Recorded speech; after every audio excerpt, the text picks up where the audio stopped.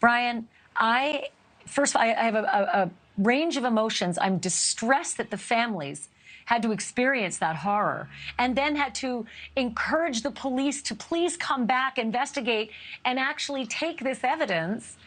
But even more so, I think I am concerned about potential other victims that may have been raped or murdered in that home. And it doesn't seem like that is an issue.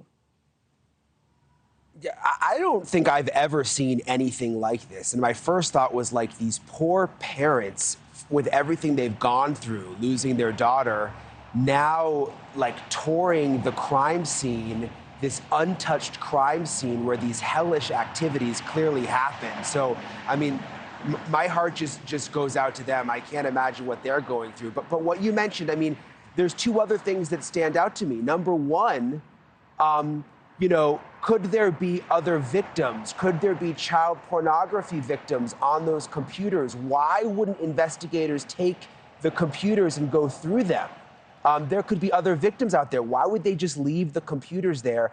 And then number two, this sick pedophile, twisted pervert, how do we know he didn't have other men over to this sex den? I mean, clearly they had the shackles. This is a place that was set up and had been there for a while, it appears. How do we know there aren't other men involved in other things that happened there in the past? And why wouldn't police want to go through that entire house from top to bottom, fingerprints, looking for everything? I mean, yes, he might be dead, but could there be other people out there that did awful, awful things in that house?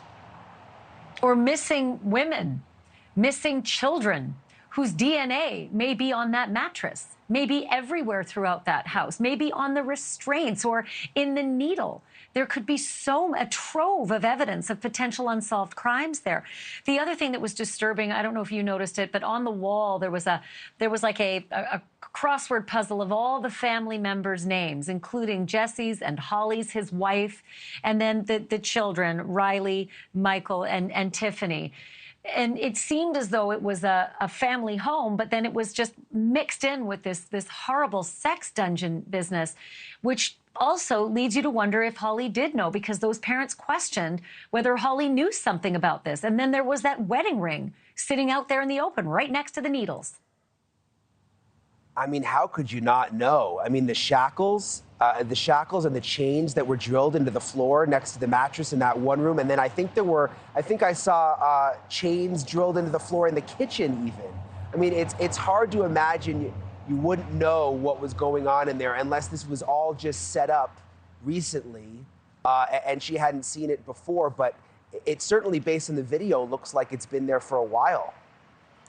It certainly does. Brian, don't go anywhere. There is a moment on these tapes that just is soul-crushing, because while standing in the middle of all of these horrors where their girls potentially were drugged, raped, and died, just feet from the wall restraints and the drugged syringes, Ivy Webster's dad is so irate that police left all this evidence behind.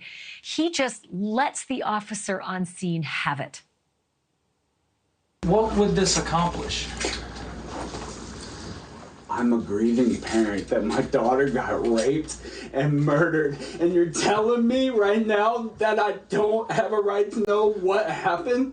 Thank you for watching. Go to newsnationnow.com to find NewsNation on your television provider, and don't forget to click the red subscribe button below to get more of NewsNation's fact-driven, unbiased coverage.